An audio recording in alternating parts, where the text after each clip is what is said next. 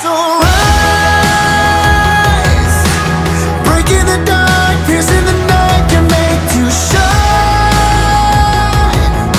An army of hope, bringing the world a radiant light, a radiant light.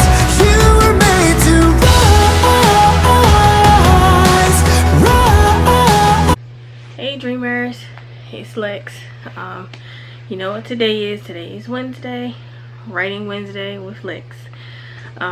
Today's topic is dealing with death. A death of a loved one is never easy. And 2015, my wife and I, we experienced 3 deaths in our family between the 2 of us, all within days of each other. So that was a hard year for us. But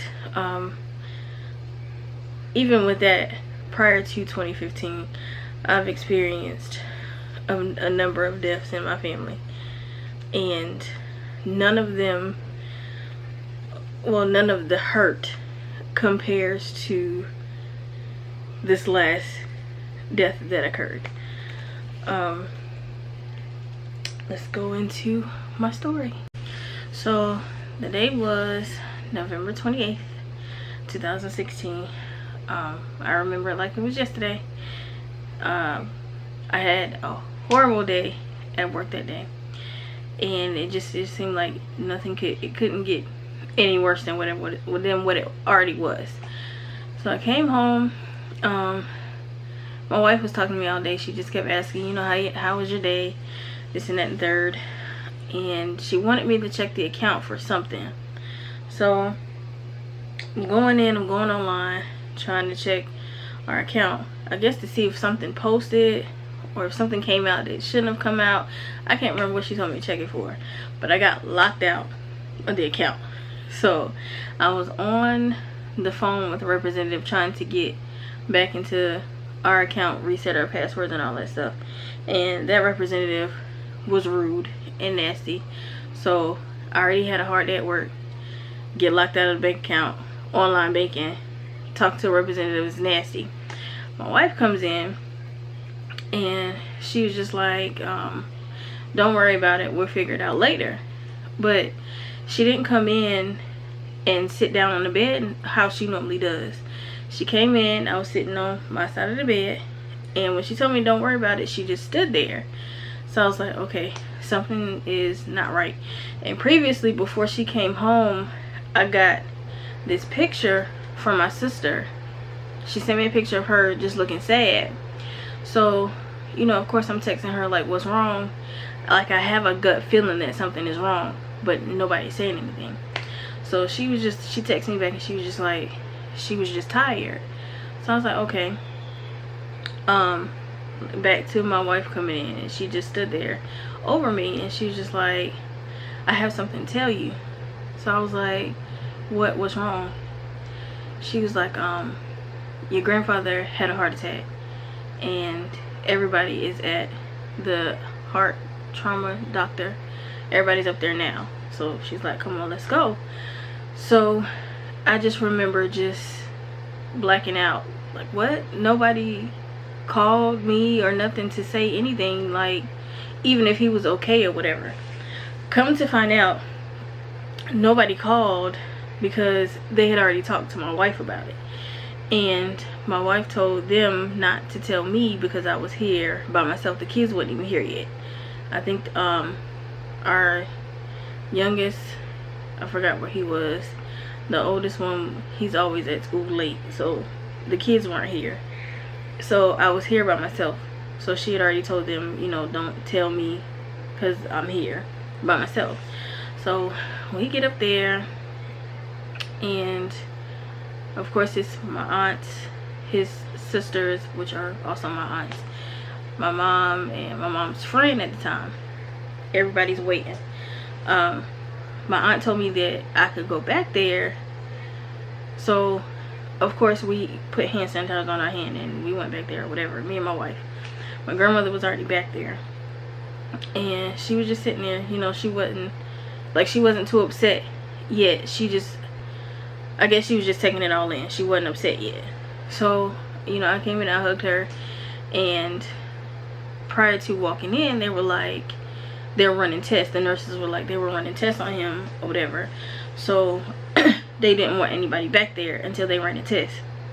But when I walked in, they was putting something in his mouth, and I'm guessing that was the life support machine or breathing machine to help him breathe. So the nurses was like, yeah, we're running tests and we don't want anybody back here yet. We'll let you all know when it's time to come in. So we waited. I think we waited about 30 minutes. And my grandmother was back there. One of my aunts was back there, and she was, you know, had her hand over him, praying over him or whatever. And me and my wife went back there again, and I just remember holding his hand, you know, rubbing his hand, letting him know I was there. My aunt that was praying over him let him know that I was here. And it, to me, I thought could just be his reflex at the time, but I thought when I rubbed his hand, he rubbed my hand back and he squeezed it a little bit. And then he had his little, one of his feet was moving off the bed, so I had to keep putting it back on the bed. So they were only letting certain people in at a time.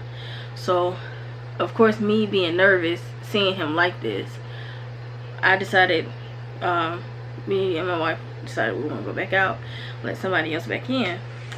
So it was that time that we were just waiting. And the last time I went back in is when the kidney doctor came in to talk to my grandmother. But when he said it, he was like, I need to talk to you. When he said it, he looked at me, so I was like, he need to talk to me? So I'm stepping out of the room thinking he needs to talk to me when he really wanted to talk to my grandmother. So he pulled her out aside and took her and my mom and my mom's sister, which is one of my aunts. Well, all of the aunts that were there are my great aunts, but of course we don't never say that, we just say aunt. So the kidney doctor took my mom, my grandmother, and my mom's sister, which is my aunt, to a corner, and they were talking to them. So me being nervous, my aunt still praying over him, I walked out and walked to the bathroom. My wife was out there in the waiting room. She was doing some work on her computer. I guess she was nervous too, so she was doing work on her computer. So I told her, I was like, I gotta go to the bathroom. So went to the bathroom. I was nervous on my stomach. Went to the bathroom, and I stood in there maybe about 15 minutes. And when about 15 minutes passed by, my wife came in and she was like, babe, you need to go see him.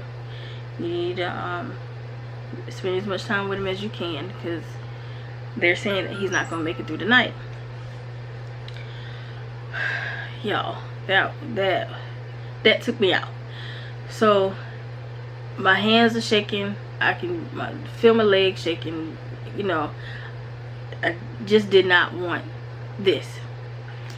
So I'm walking out of the bathroom holding my wife's hand. I see two of his sisters come out bawling, and they had to be held up so that, well, they had to be held up to walk out and sit in the waiting room. So I walk in the room again. This time my grandmother's eyes are like bloodshot red, and she, you know, was really upset, rocking back and forth, and she was just really crying. And the nurses are still in there on top of him, like they're still trying to put something else in him or whatever. And it was like, you're doing fine, you're doing fine. But if he's doing fine, why did they come out and say that he's not gonna make it through the night? So of course they're still only letting certain people in and out.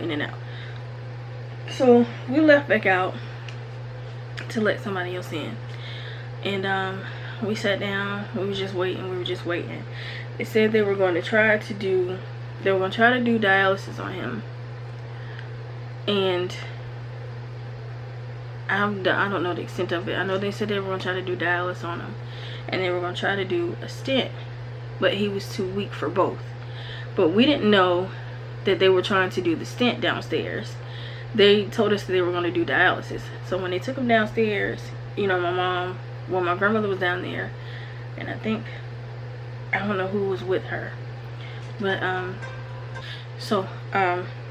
guess we were all just waiting to see how he was going to do with that dialysis or whatever. So my wife and I knew that nobody had eaten, so we left out to go get food. Plus I needed fresh air. I just couldn't be there at that moment. So we left out to go get food. It was about 11:15, somewhere around there. And we went to KFC. Church's was already closed. That was where the nearest two food places from the restaurant. So we went to KFC, and they were getting ready to close. They had, you know, of course they didn't have a lot of stuff because they were getting ready to close, but we just explained to them the situation that was going on, and they gave us all of the chicken that they had and all of the sides and stuff that they had left over. And she didn't, you know, after we explained to her what was going on, she didn't really charge us for everything she liked. So that was a blessing in itself. So we took the food up there for everybody to eat. And while everybody was eating, my wife and I had the chance to talk to one of my aunts that was praying over him. And of course I had to go back to the bathroom again. I was nervous. I really wasn't having to go to the bathroom. My stomach was just upset, so it felt like I wanted to like throw up, but nothing was coming up. So, you know, my wife was talking to my aunt, and she was just basically saying, you know, that I really don't come around like that because I hate to see him so sick and helpless, you know, and I hate to see him like that. So while she was talking to her and I came out, that is when we discovered that he had a small heart attack in Sumter, where I'm from.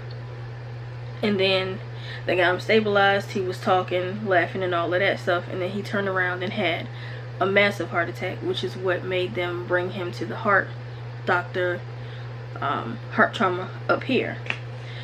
So it was maybe about 2 o'clock, 2:30 in the morning. We're all just sitting around waiting, just waiting.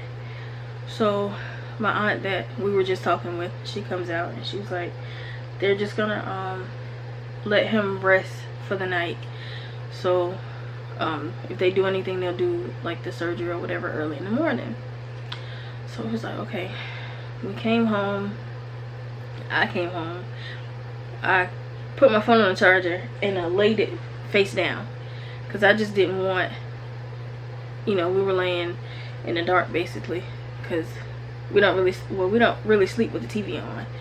So I knew if my phone lit up that it was only somebody calling or somebody texting, and I just couldn't bear it. So I turned my phone face down and I laid in the bed. I couldn't go to sleep I could not go to sleep.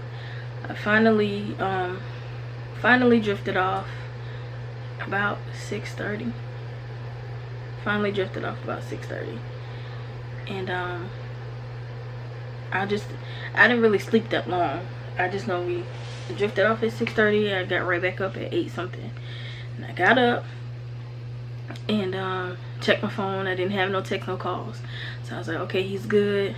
I hope everything is working out. Like, no news is good news, right? That's what they always say. So I was like, okay.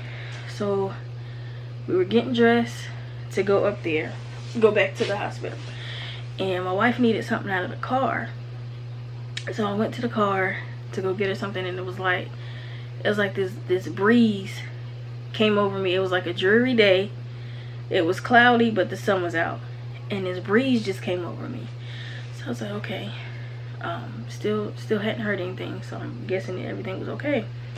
So my aunt that we were talking to the night before, that was doing all the praying over him, whatever, she calls my wife's phone. My wife is in the bathroom, so I answered the phone or whatever, and she's like, let me speak to Tawanda right quick. So I gave Tawanda the phone. I stepped out of the room. Y'all, I don't handle nerves. I have nerves. I don't handle them real well. So I stepped out of the room, was pacing back and forth, decided to go outside because I just didn't want to hear the conversation. So I waited and waited and waited and waited, and I came back in the house and she was just getting off the phone, and she was like, babe, he gone. At that moment, it's like my heart came out of my chest. Like, sorry, this hurt is the hardest.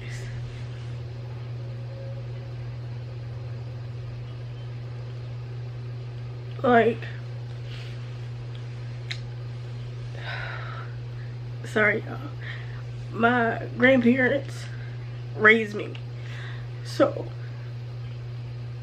those two are my world, and my whole world was centered around them. And I'm still, it's eight months in, and I'm still struggling. Like, my wife feels like I have a sense of depression, which I feel that I do. Sorry, I had to get myself together for a little while. But he was more than a grandfather, you know. He raised me, so that was my dad. And I felt like I shouldn't have left him that night, even though if I had stayed, it still probably wouldn't have done anything.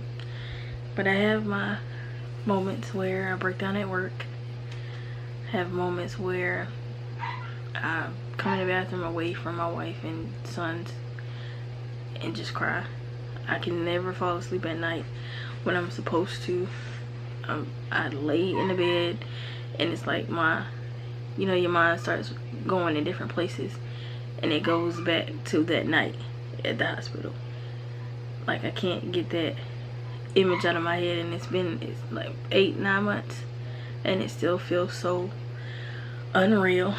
So ask that you guys just keep me and my family and my wife and sons lifted in prayer. And if you have any encouraging words, leave them down below, or send an email to the email that's in the description. Love you guys. See y'all next Wednesday. I just can't stand to see you leaving, but heaven couldn't wait for you.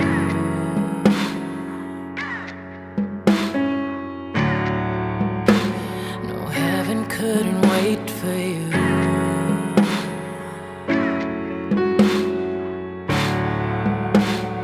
Heaven couldn't wait for you.